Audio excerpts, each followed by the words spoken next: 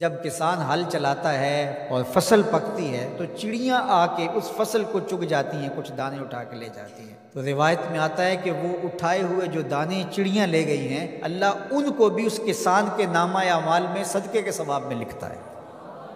تو یہ دین ہے ہمارا۔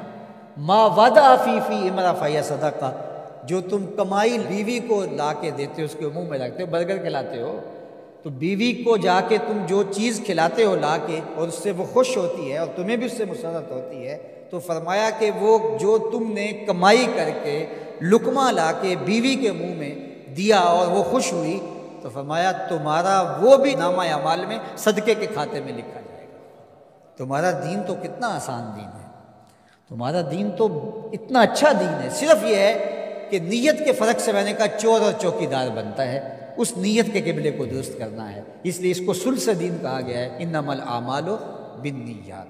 تو ہم اس کے لیے جیتے ہیں، میری زندگی کا مقصد تیرے دین کی سرفرازی، میں اسی لیے مسلمان، میں اسی لیے نمازی، بات ختم۔ ہم بس اسی کے لیے جی رہے ہیں، اسی کا حکم ہے۔ اپنی اولاد کی اچھی تربیت کرو، ان کو دین کے سپاہی بنانا ہے، اس کو اللہ کے مطیع اور فرما بردار بندے بنانا ہے۔ اس کے لیے جو تم کوشش کر رہے ہو تو تمہارا یہ صدقہ لکھا جا رہا ہے۔ تم مجاہد فی سبیل اللہ ہو، تم اپنی اولاد کے لیے اس لیے کمائی کر رہے ہو کہ ان کو جو ہے وہ اللہ کا ایک مطیع بندہ بنانا ہے۔ تم اپنے ہمسایوں کے ساتھ اس لیے سلوک کر رہے ہو کہ ہمسائے ہیں اور اللہ رسول کا حکم ہے اور میں نے ہمسایوں کے ساتھ اچھا سلوک کرنا ہے۔ تم رشتہ داروں کے ساتھ نبھا رہے ہو ان کے تلخ رویوں کے باوجود بھی کہ اللہ رسول کا حکم ہے، لہٰذا میں توڑ تو نہیں سکتا، لہٰذا اللہ اس کا بھی تمہیں اجر عطا کرے گا۔ ان تلخ رویوں کا تمہیں تمہارے نامہ اعمال میں اجر و ثواب لکھا جائے گا جو تم سہتے ہو اور برداشت کرتے ہو۔ تم سردی سہتے ہو، تم گرمی سہتے ہو، تم مشکلیں سہتے ہو، تو یہ ساری تمہارا دین ہے، چونکہ تمہارے دین کو اللہ نے بہت خوبصورت بنایا ہے۔ تمہارا دین اور تمہاری دنیا الگ نہیں ہے۔ ایک صحابی کو حضور نے دیکھا کہ وہ بہت کمزور تھا، تو فرمایا کہ تمہاری یہ کیا حالت ہے، تم اتنے کمزور ہو؟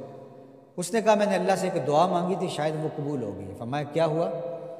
میں نے دعا مانگی تھی اللہ جو آخرت کے حصے کے دکھ ہیں وہ بھی دنیا پہ بھیج دے اور میری آخرت صاف ہونی چاہیے، تو شاید میری دعا قبول ہو گئی ہے۔ مجھے بہت ساری بیماریاں، دکھ اور اذیتیں ہیں جنہوں نے مجھے گھیر رکھا ہے۔ تو اس پر حضور خوش ہونے کی بجائے اسے ناراض ہو کے کہا کہ تو نے یہ کیوں کہا کہ آخرت کے حصے کے دکھ دنیا پہ آ جائیں؟ تو نے یہ کیوں نہیں کہا ربنا آتنا فی الدنیا حسنۃ وفی الآخرۃ حسنہ، اللہ مجھے اس جہاں میں بہتریاں دے دے، اس جہاں میں بہتریاں دے دے۔ تو یہ زندگی اچھی جئیں، اچھی سواری، اچھی بیوی اور کشادہ مکان، انسان کی خوش قسمتی سے، مسلمان کی، مومن کی خوش قسمتی سے بتایا گیا ہے۔ اچھا اللہ آپ کو گھر دے، اس میں آسودہ رہیں، اللہ آپ کو اچھی فرما بردار نیک صالحہ بیوی دے، بہت اچھی بات ہے۔ اللہ آپ کو اچھی گاڑی دے دے تو اس میں کوئی گناہ نہیں ہے، کوئی برائی نہیں ہے، اچھی بات ہے۔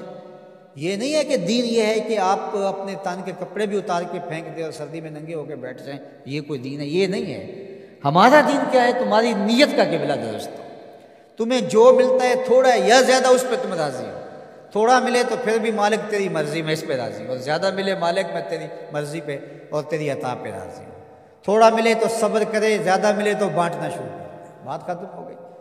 اور کاروبار کرے تو اللہ کی رضا کے لیے جائے، اور بچوں کو ایک اچھی تربیت کی نیت سے گھر سے نکلتا ہے۔ حتیٰ کہ جو کاروبار کرتے ہوئے مشقتیں آتی ہیں، ٹینشنیں آتی ہیں، پریشانیاں آتی ہیں، جھٹکے لگتے ہیں انسان کو، گاہک کے رویے کی وجہ سے کسی نے ادھار لے لیا، وہ پیسے نہیں دے رہا، بار بار اس کو کہنا پڑتا ہے، اس کے سخت اور تلخ رویے ہیں، یہ جو جھٹکے اور تکلیفیں اور جو ٹینشنیں آتی ہیں، اس تاجر کو اللہ کی جانب سے اس کا بھی ثواب عطا کیا جاتا ہے۔ تو یہ کتنی کرم نوازی ہے اس کی اور کتنی رحمت ہے اس کی جو اللہ تعالیٰ نے اہل ایمان پہ رکھی۔